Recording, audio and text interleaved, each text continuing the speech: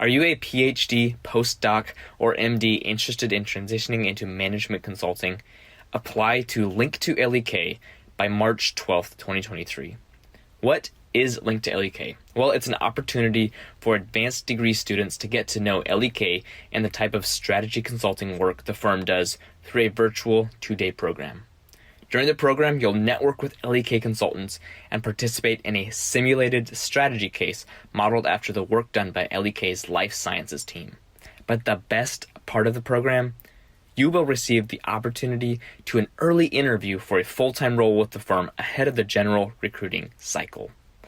Again, the program is open to current PhD, postdoc, or MD students interested in life sciences strategy consulting, ideally with a target graduation in 2024.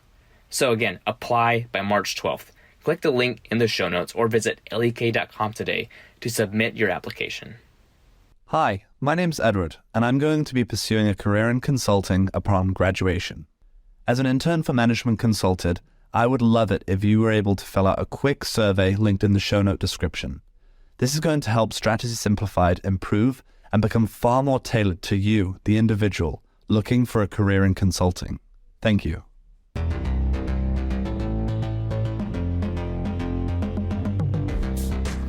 Welcome back to Strategy Simplified. Today on the podcast, I'm excited to bring you another installment of our coach interview series. In these conversations, we learn more about our coach's background, journey to MBB, and their case coaching philosophy. Today, we get to learn from Prachi Agrawal, who pivoted to BCG in consulting through an MBA at LBS after a first successful career with Shell in electrical engineering. Prachi has a lot of great insights to share about the value of consulting, interview best practices, and some elements to watch out for as you consider consulting as well. I hope you enjoyed the discussion.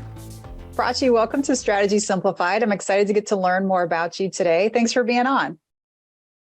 Hi, Stephanie. Very happy to be here. Thanks for having me. Absolutely. So to dive in, could you kick us off with a brief introduction of who you are and your background pre-consulting? I'm originally from India. That's where I did all my studying up until my undergrad, which was in electrical engineering. And post that, I joined Shell in that capacity, and I stayed with them for close to 6 years, working as an electrical engineer through different phases of a project life cycle. So through from feasibility study to design to detailed design to execution to maintenance. And it took me around different locations in the world, which was great. So I worked from Bangalore for around 3 years, cumulative, was in Singapore for a couple, and then Oman for a year. And then decided time was ripe to go for an MBA. Okay, well, let me first ask you about this stint as an engineer. Just to help with the listener base, can you give us some examples of some of the job titles you had during that portion? Yeah, so Shell has a very structured graduate program. So I was a graduate, and then I was electrical engineer. Then for a while I was leading a team, and then I became a electrical maintenance team lead.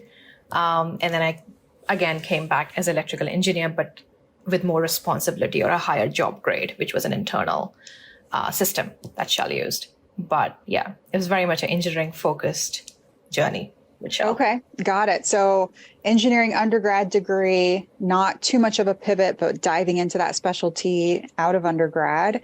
And then you decided to get an MBA. Why an MBA? Why then? And what was that experience like? So it was 6 years at Shell when I thought, yep, MBA would be a good thing to explore. To be honest, I was looking at both MS and MBA. And with Shell, I was very lucky in that I got a whole lot of diverse experience, even within the engineering space, in the sense of working with people from across the globe, working in different locations. So it was pretty much like a different job every year, a couple of years. And I had had an experience of leading a team of 5 people in Singapore, and I found it very rewarding. And that was the kind of path I wanted to go into, where I could lead a team. After that stint finished, I came back to Bangalore, and I was trying to chart out a path within Shell that would take me slightly away from engineering, but more into the business side of things, or more almost into a central role within the organization. And at that point, there was an oil prices dip that had happened, plus the environment and whatever I could find out within Shell didn't quite was giving me an opportunity to develop at a pace that I wanted to, and decided that MS would take me deep into engineering, which was something I decided I would like to move away from and rather broaden my skill set. So MBA seemed like a great option. And it was also something that I had chatted to a lot of people within Shell who had done, and they spoke very highly of the experience and what it had given them. So decided to apply for it, was lucky enough to get into LBS, and it was a good experience. I'm glad that I knew, or I had an idea of what I wanted out of the experience, and that kind of helped, because it's very easy to get overwhelmed in an MBA with the amount of activities and courses and networking that's going on. It got me what I wanted, and I actually did my MBA with my partner, so that was also a very nice experience that we got to spend some time together. But yeah, it was great. I love that. I want to dive in there a little bit more. If you take yourself back to that period in your life and that thought process, what I hear you saying, and I'm sure it's more complex than this, but you've now progressed through the ranks at Shell and electrical engineering. You have identified that you enjoy people leadership. You like maybe project-based work. You want to pivot at least somewhat from tech towards the business angle of things. That combination, did that already give you at that point in time an indicator that strategy consulting could be interesting? Or was it just, let me go for an MBA and let me figure out what else is out there? I actually went in with an initial goal of moving into operations management. So what I like is things working smoothly, or one of the things I really like is figuring out the inefficiencies, figuring out how things can work better. And I was an engineer, that made sense. I could connect with it. There is a fixed set of variables. You have one answer to an equation, and that's great. That was my goal when I first went into consulting and into MBA. And more than that, it was just about being in a position where I could make the decisions that I was working on executing in my role. And I wanted to be in that position where I could learn enough and know enough to influence those decisions. And that is what led me to the MBA. And then things happened as they happened. Consulting came up. And I thought, yep, that's cool. I'm going to give that a shot. And then it went from there. I love it. You're after my own heart in that as well, because I also came from an engineering background, and I like efficiency, and that operations management side. That also was a key area that I looked to when I started my MBA. I relate to all of that a lot. So, and you've already mentioned and said, getting into that world of an MBA, there's a lot of what feels like competing priorities. There's a lot of pulls on your time and commitment, and having to make hard choices about what to go after and where to put your energy, and probably a blessing and a curse to have your partner go through that with you. Oh. I think it's a blessing. Good. I'm glad to hear that. It's just so much going on in the midst of things. You learned more about strategy consulting. You decided to try that out. And of course, as a probably starting off, that first piece was getting to know the firms and going through the interview process. What do you remember about that for yourself? I remember very clearly the first event that I went to, which was held by BCG. Barely 2 weeks into our session, had no idea what it was about. And it was like, yep, there's a drinks by BCG near their office in London. And I went, as you go, because you have severe FOMO, and there was nothing much going on at that time. And I clearly remember just being, one, impressed by the drinks. And second, they had gotten a very senior partner to speak to us. And he happened to be from oil and gas background, had done his MBA and then joined consulting, and was then a senior partner already. And that kind of clicked in me as, oh, that's a career path I actually hadn't thought of. And they're management consultants, so they spoke very well about the work they were doing, and they were very lovely. And I remember that as kind of a switch going on that, oh yeah, okay, I hadn't thought of that at all. And this looks like something I would be keen to explore. And then came all the stresses associated with it. So the networking aspect of it, going for coffee chats, preparing for those coffee chats, casing, which is why I say it was a blessing to have a partner in the same process with me, because we could give each other cases. You might be terrible at it, but at least we got some practice before doing it with the pros. And yeah, I just remember feeling, you submit your resume and waiting for that ding or waiting for that acceptance. That was really hard. And sometimes that would come while you're in a class. Sometimes that would come while you're doing something else. And it was just a really stressful time. But it was also something, as I got to know the firms better, it also solidified as something I really wanted to do. For a couple of reasons. One being just the people, especially with Bain and BCG. I was very impressed by the people I was meeting, not just in terms of their capabilities, the work they were doing, but also just by how nice they were. Very open about their experience, very vulnerable, very authentic. And that I connected with very deeply. They were very open about mental health and diversity within their firms. And that was something I was looking for in my next place of work as well. So it was a weird time, if I can say that.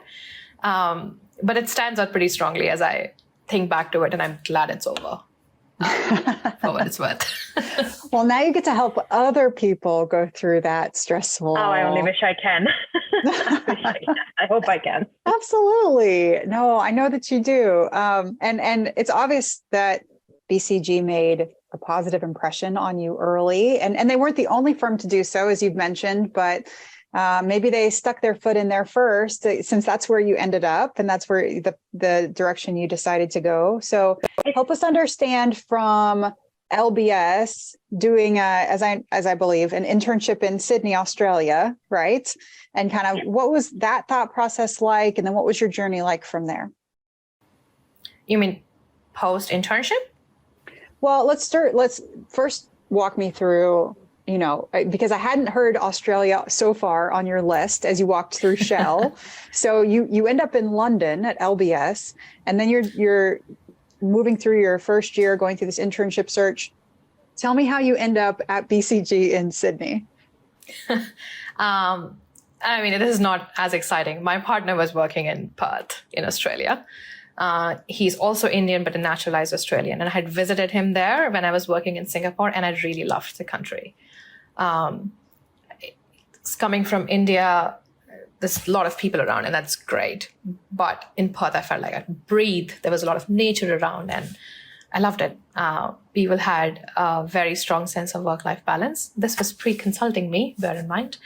And decided that, this was a country that we wanted to build a life in. And when we went to the MBA together, we initially thought of applying to London. 1 year in London, the weather got to me. It's very gray. And I was struggling with my mental health as well at that time. So I really wanted to be in a place which has sun. And that is how Australia came about. Now, with an Indian passport, there is always visa issues, as some of your listeners will very well resonate with. And I was just, again, fortunate that I had a path to visa for Australia, because at that point, the firms weren't sponsoring visas because of my partner. And it thankfully all worked out. But that's how I landed in Australia. It was part planning, part luck. We'll be right back after this quick break. Have you ever heard a new digital trend and thought to yourself, okay, does this really matter? Asking the right questions helps you cut through the noise and get down to what matters most. I'm Jim Hertzfeld, host of the What If, So What podcast, where we discover what's possible with digital and figure out how to make it real by asking what if, so what, and most importantly, now what? Subscribe and listen, and together we can turn big ideas into tangible actions so you can get shit done. No, absolutely. And I think it often is. Yeah. And it may not be, as you termed, exciting, but I do think it's an important part of the story as we think about Many people try to start their road to consulting and think as a prospective consultant, okay, I want to apply to one of these multinational firms, and I'm just going to be able to choose wherever I want to go. And it's not quite that easy, right? Yeah. There's got to be a story and a connection that makes sense. And there's got to be obviously work authorizations sorted and figured out. And from year to year, based on local economic climates, global economic climates, immigration law, et cetera, it's a very malleable, ever moving space. So now it makes perfect sense to me, and why it would have made perfect sense to leadership at BCG in Australia. Okay, yeah, it makes sense that Prachi come here and that she already has this connection. And, we believe that she's going to be able to fit in well here from a cultural standpoint. That's always a part of the equation. And we believe that she's not just trying it out for one term, 1 year, and then going to disappear. Yeah. We can see why this is a move that makes sense. And from on the other end of the table, consulting leadership is always thinking about those types of questions, right? So now you've helped bring me up to speed about that. And it makes so much more sense. So you did the internship in Sydney and you liked it. You immediately decided to stay, or you had your reservations, but still decided to continue on, or what was that like for you? Okay, I'm going to be brutally honest. It was awful when I started. And I don't mean it as a way to scare any prospective candidates off, but I got thrown into the deep end from day one. It was in financial sector, a sector that I really don't like, and just don't connect with. And on my second day, I was crying and I was talking to my partner. And I said, you know what, I'm going to call the partner or MDP who recruited me and say, I quit. I'm leaving. I don't want this. So my partner had to kind of walk me off the ledge a little bit. And it was, and that happens every time you do a new case. You just get more used to it and have more confidence in yourself as you go through it. But that internship in itself it's pretty confidence shattering if you are not a very secure person, which I think a lot of management consultants aren't. I was given a slide to make, and that's a skill gap that I have. I didn't even know how to connect boxes on a slide. So I made a slide. It was so ugly, Stephanie. I still have it. I might frame it. And I showed it to the project leader who was in the case, and kudos to him. He did not just kick me out of the room right then. He actually showed me how to make it cleaner. In my defense, it was my second day. And I just got better at it. I accepted that I'm going to suck at it, but that's okay. I'm going to learn. And the PL was absolutely lovely. He gave me as much time as he could in terms of bringing me up to speed about the sector. The MDP actually sat down with me for 15 minutes and just gave me a breakdown of how a bank works and how do they make money, which was absolutely amazing. And then I asked help from the associates and consultants around. So, hey, I've made this Excel. How do they make it look pretty? Then they kind of helped me through shortcuts, through time-saving hacks, working in PowerPoint and Excel. And that saved hours of time. I'm not even exaggerating. Just simple tricks with the PowerPoint and Excel was, oh my God, life-changing. And then given that BCG is very strong or very committed to regular feedback, it did two things. One, it kind of reassured me that I wasn't burning the house down. One of the best things that one of the associates told me was that you just have to not be value destructive.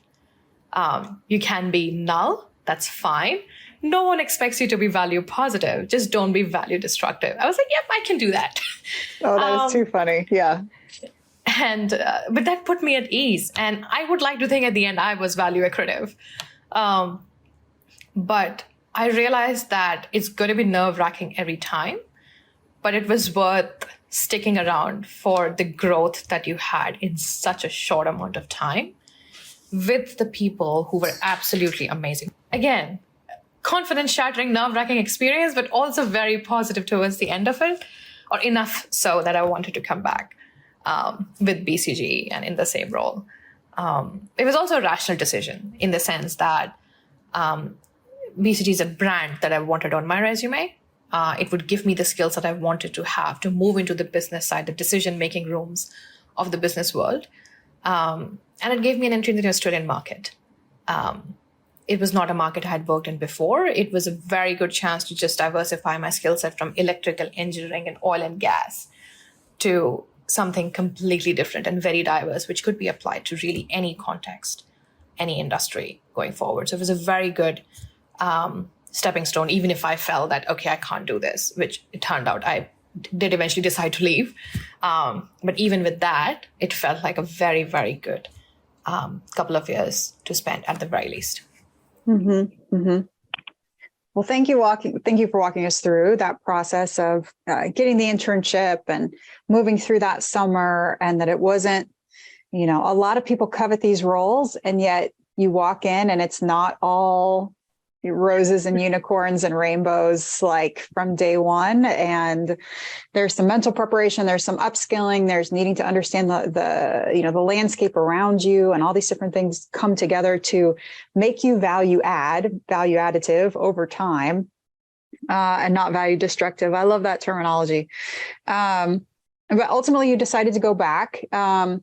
Is there, walk us through the rest of your professional journey from then until now, and if there's any things that kind of stick out to you about the rest of your time at BCG or what you've decided to do since. Would love to hear how you've gotten to where you're at today. I'll just add one more thing to the internship thing. There is training, though. There was a couple of days of training. Obviously, it didn't stick given my first slide, but that might just have been me. When you join full-time, there's a lot more training. It was like 2 weeks, if I remember correctly.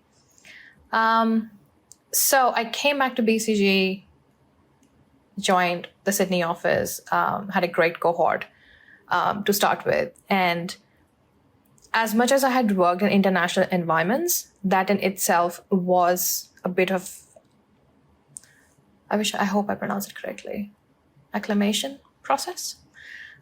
In terms of a lot of Australians around, so I had to gel in with different people around me. I didn't connect with the kind of stories that they were telling and talking to each other about. So just making friends within that environment.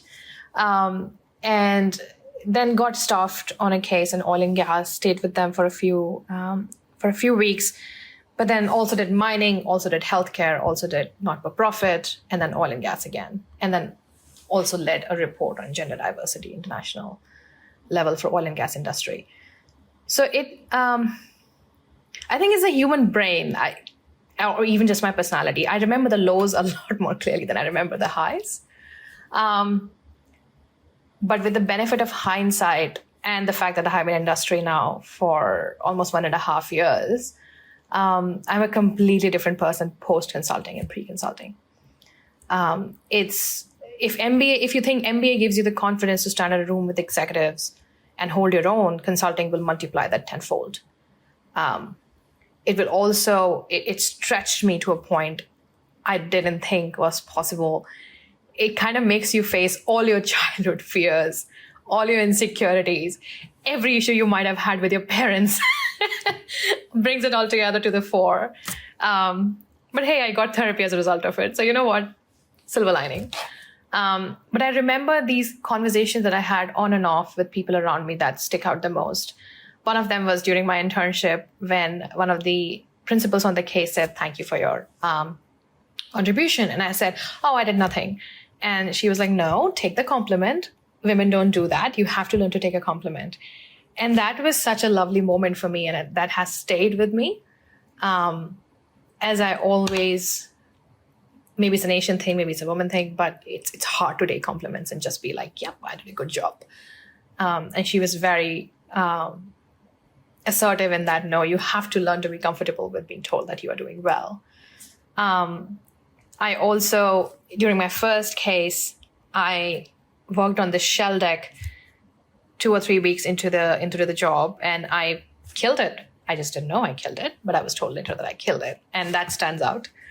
What happened as a result of that was that there was something else that I really didn't do well, because I went too deep into it and I was not doing hypothesis-driven work. And the principal on that case kind of had to pull me out and be like, oh my God, I forgot you still need help. You're new. And then we were sitting in an airport lounge when she was drawing out slides for me and be like, no, this is how you do it. That sticks out. When I worked in mining case, my first feedback session, I was giving 7 areas for development. Don't think that's typical, by the way. But I was just so nervous about working in a different industry with a completely different set of people while traveling that I just didn't do well.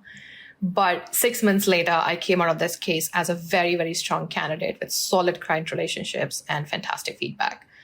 So it was, again, trial through fire every single time that you do a new case. And then I did a not-for-profit case, which was such a delight. The completely different set of people, driven by completely different motives versus, say, a private sector organization.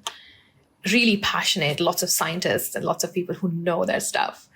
But seeing that the value that I could add as a generalist was also very eye-opening. My job there was around, they had raised a lot of money after the bushfires and almost as much as the usual annual revenue. And the task was to divide it into different projects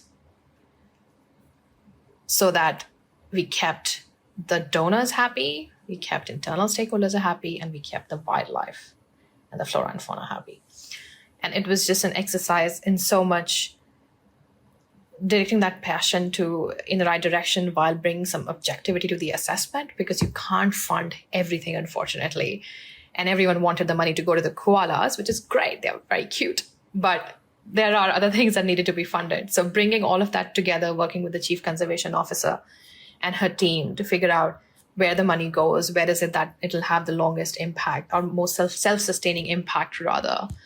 Extremely rewarding experience, a very, very different environment. And we were treated very well. We were not like the external consultants who were trying to come in and change things around. They were very happy for our help, and very clearly we added value. And then for me, it was a moment of realization in terms of that even within a room full of experts, my skill set can add solid value, which is appreciated. And that was a validation almost of the time that I had spent in consulting and the decision I had taken, because you rethink that decision after every project. But kind of the feedback at the end of it and how you feel keeps you going. You asked me about what happened after that. It was a combination of things. I wanted to move back into the energy industry. So electrical engineering is something I really enjoyed, and I like geeking out over it. I kept close to the energy industry, more so with the electricity part of things and the oil and gas, because my degree and my knowledge is more relevant to that side of things versus the oil and gas side of things. So I was looking to get back into that industry, and Australia being the kind of market that it is, you don't always get to pick and choose which projects do you want to specialize into. And with my mental health, it seemed like I needed to take some time or just have more time in my life to work on my mental health. And BCG was, by the way, insanely supportive. Even when I was struggling, everyone was super authentic, again, very vulnerable, sharing their own experiences, making sure that I could work at my best, helping me learn to prioritize, actually follow the 80-20 properly, setting boundaries and all of that. But I wanted to become an expert almost in the energy industry while using my strategy toolkit and have more time in life. And that took me to Transgrid, where I am now, which is I'm in New South Wales, state of Australia, and they are the transmission company. It's a regulated monopoly for the state, and I work as a strategy manager. What that means is that I was working with an ex-BCG head of strategy around thinking about how Transgrid could take a step forward in the energy transition. Australia is, as is the rest of the world, is an accelerated transition to net zero, or one would hope.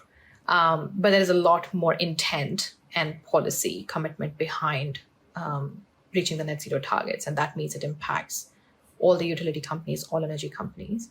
And that's what I've been working on. And again, it's using my strategy toolkit to work on those problems, which I also understand technically is a position of strength that I really enjoy. Plus, it got me into a team management environment, which initially had gotten into my MBA. I've spent here 1.5 years now, and as we talk, I'm actually going to start a new job in 2 weeks. So I'll be joining a job in a hydrogen startup in Australia. And that's again a topic I got interested in while at Transgrid. And this job again seems like something that will stretch me beyond strategy into business development and marketing and PR, something that I did go through in my MBA, but not really in an actual job. So I'm really excited for it and a bit nervous. But yeah, just using the same skill set and the confidence that consulting gives you in terms of, what you can throw me anywhere, I'll figure it out. It's going to suck for a while, but it'll be fine. And you leave with a network which is very supportive. Even when I was evaluating this job opportunity, I managed to talk to 4 or 5 people within a space of a single day, getting their opinions and advice on what they thought of the job opportunity. They gave me negotiation tips and got some feedback on the new manager as well within the network, which he was doing as well, I'm sure. It's very powerful. As much of an insecure person as I was leaving BCG, and I still am, I am a lot more confident post-consulting than I was before. So now with you here. And I find coaching very rewarding, which is why I do management and consulting. We'll be right back after this quick break. Are you looking to see if consulting is right for you without going through the rigorous recruiting process? Then check out Strategy Sprint, the 1-week virtual consulting project coming up May 22nd through the 26th. Not only does this program allow you to test drive the consulting experience to see if it's a good fit for you, but you also build strategy and analytics skills and add real-world consulting experience to your resume. In the program, you're staffed as a consultant in a team of 6 led by an MBB consultant to solve a real-world strategy problem for an actual client. Not only does the experience look great on your resume, but our resume editing team will even help you incorporate the experience onto your resume. Registration for Strategy Sprint is open, and the price will increase $200 on March 1st. So make sure to apply and secure your spot before February 28th to lock in your seat at the lower rate. Again, the next Strategy Sprint program happens May 22nd to the 26th, 2023. Learn more and apply through the link in the show notes. Okay, let's get back to the show. Well, I really appreciate you walking me through your time at BCG. And after that, you've shared a lot about what some of those key elements were that you were able to bring from that consulting career and the benefits that's played out, not only in that first role, but even now as you're looking to transition again in the startup environment. I know that some of our listeners are still on the fence about whether or not consulting makes sense for them, as maybe as a stepping stone on their broader journey, or maybe it feels like a very distinct pivot as it was for you from engineering, moving through your MBA. Do you have any points of note for those who are still on the fence about whether or not consulting, whether it's the right fit for them? It has got to be a personal or individual decision. I think what I can say is about the criteria that you use to make that decision. So think about how willing are you to put in the hard work, even if in the short term. Look, no consulting firm expects you to join and become a partner. If you would say that in the interview, they'll probably laugh at you. So a couple of years, 2-3 years, making PL or whatever it's called in other firms, that could be a good target, but it is going to be hard. And just think about whether or not you're willing to do that.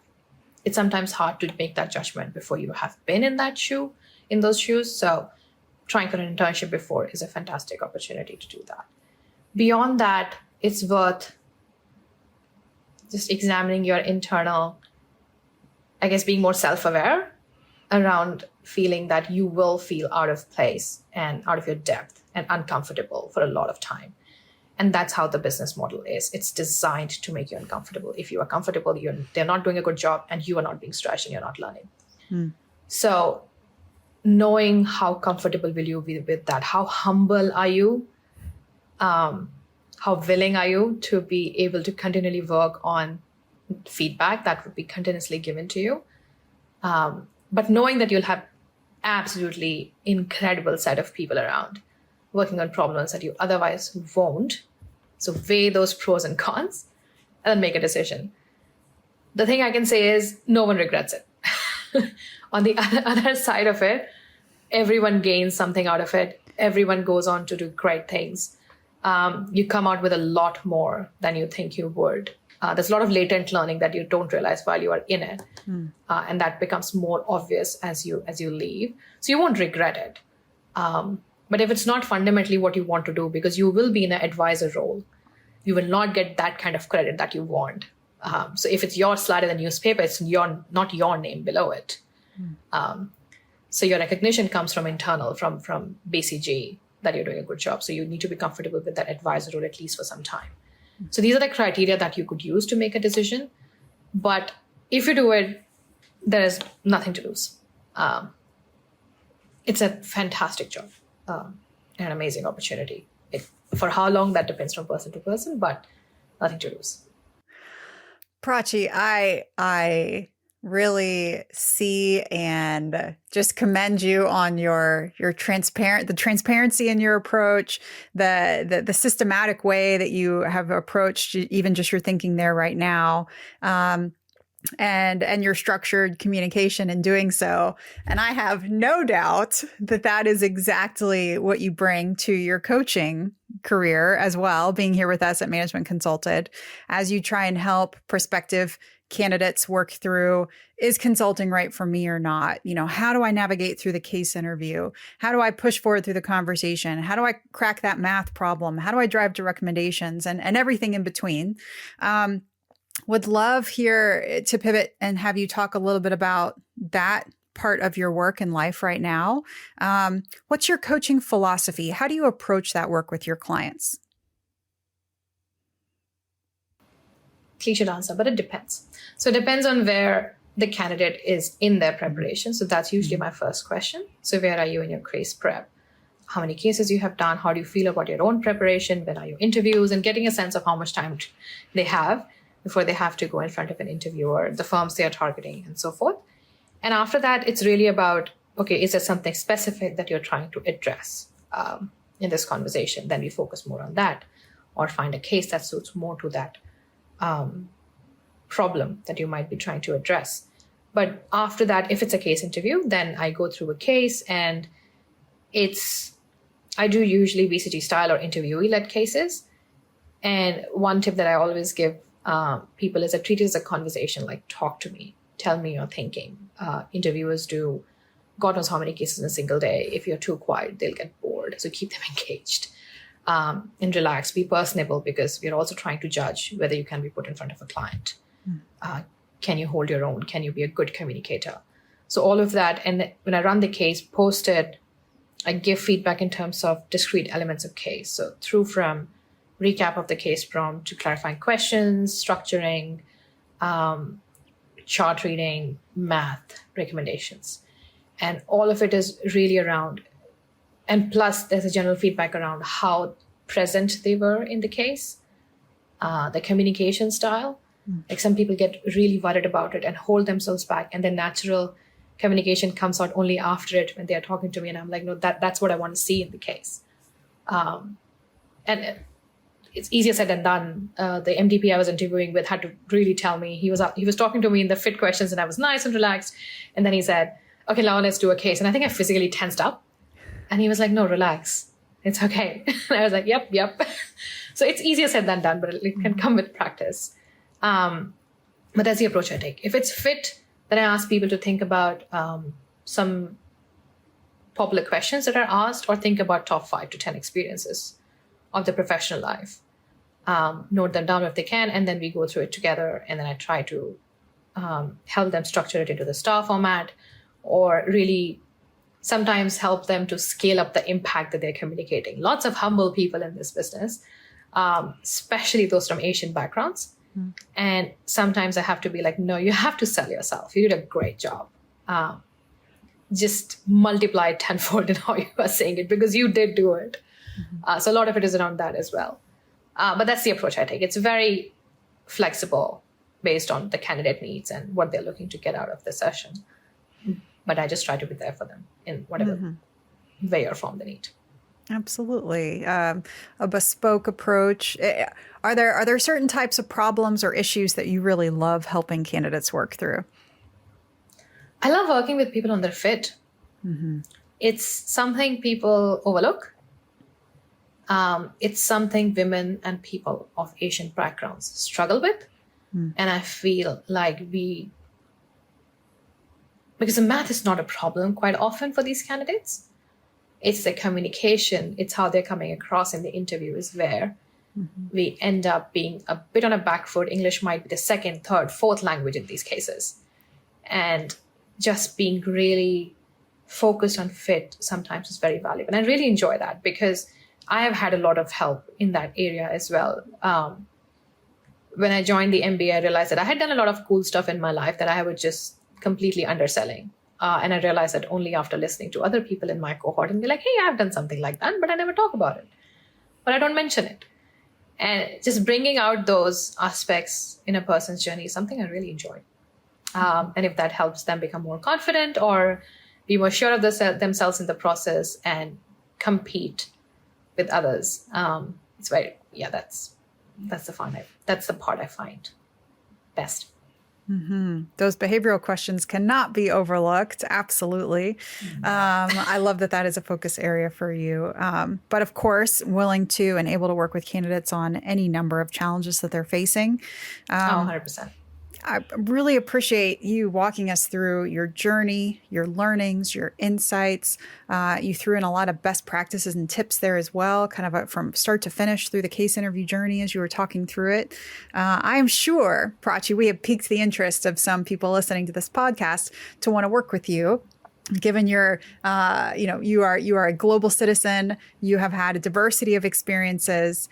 And so if there's folks that want to learn more and want to work with you, what would you tell them? Log into Management Consultant website, go to my calendar and find a slot. I am in Sydney or on Australian East Coast, so timing can be a bit of a challenge. Usually when people reach out to me, if they can't find a slot, I can work something out. I just can't put those slots on the calendar because I have to move things around. So if you can't find a time that suits you, please reach out. Let me know a time zone and I'll try to work something out. It's just not a very amenable time zone with respect to the rest of the world. But that's the process.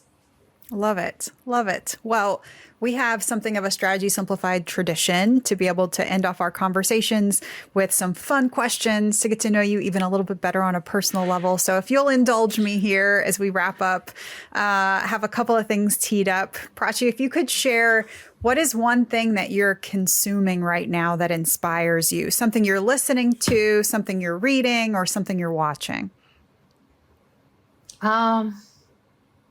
So I am reading and listening to this book called Cradle, Cradle. It's by Will White. It's a progression fantasy novel series. And it's something that I got introduced to and I really like it. It's not serious literature. I am a fiction reader. I cannot for the life of me read Thinking Fast and Slow and that kind of stuff. I feel like I get enough exposure to that in my work life. So outside of it, I try to stick to things that don't stress me out.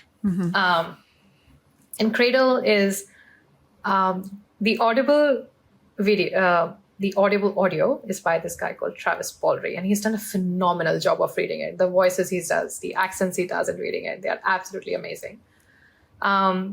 Essentially, it's a story about a guy who starts from nothing and then progresses into becoming like a really, really strong person. It's Harry Potter times 10. Pretty much. So that's what I'm reading and listening in my spare time. I even sleep to it. It helps me focus, not think about anything else, and then I fall asleep. So yeah, for what it's worth, that's what I'm reading.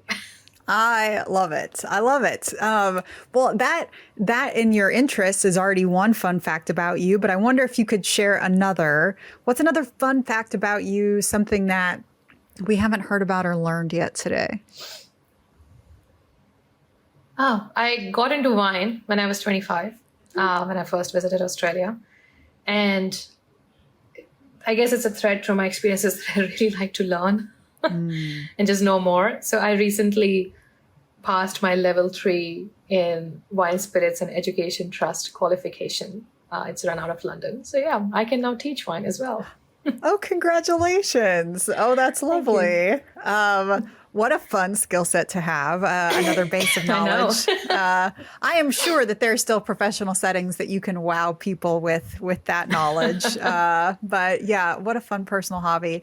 It's great conversation starter, especially in team outings and especially with people who have grown up. I mean, maybe not grown up, but have had wine for a long time. And that was something that triggered me on this path. I was like, I don't know what they're talking about. And I really don't like that. It's like, I'm going to learn everything about it and then I'll hold my own in this conversation. So yeah. Yes, a quest for hunger and knowledge and the path of learning. I love it. I love it. Last one here for you, Prachi. Who is one person from history that you would love to get dinner with and why? It would be Jane Austen. Her writings, given that the kind of time she lived in, are actually quite feminist within that context. And Pride and Prejudice is a book I have read more than 30 times in my life. If you can't tell, I read to escape. And Pride and Prejudice is something that I read when I'm stressed, I'm on a break, I'm having a coffee. I know the words by heart and I keep going back to it. I keep reading it again and again. And I just really want to talk to her. She's amazing. She was amazing. I've read all of her books, but Pride and Prejudice is my absolute favorite. And I would love to grab dinner with her, especially in this time when she might actually get food, which is a lot more tastier than what she was eating at that time. All right, now it's official. Prachi, you are 100% a woman after my own heart. I love it. I love it. I love it. I love it. So it has just been a joy to chat with you and get to know you on this podcast. I am excited to have more and more people work with you as a prospective candidate, learn from you, learn about you through this process. Thanks so much for being on. Thank you so much, Stephanie. It was really fun. Want to work directly with Prachi? There's a link to her coaching calendar in the show notes. She wants to meet you where you're at, and she coaches across case interview and behavioral interview elements. All of our coaches are ex-McKinsey, Bain, or BCG consultants and interviewers who've been extensively vetted and only coach with us here at MC. They love working with prospective candidates to mock through full interviews or drill in the areas that you need help, like the fit and behavioral questions. So check out the link in the show notes or read more about our offerings at managementconsulted.com. We'll see you next time.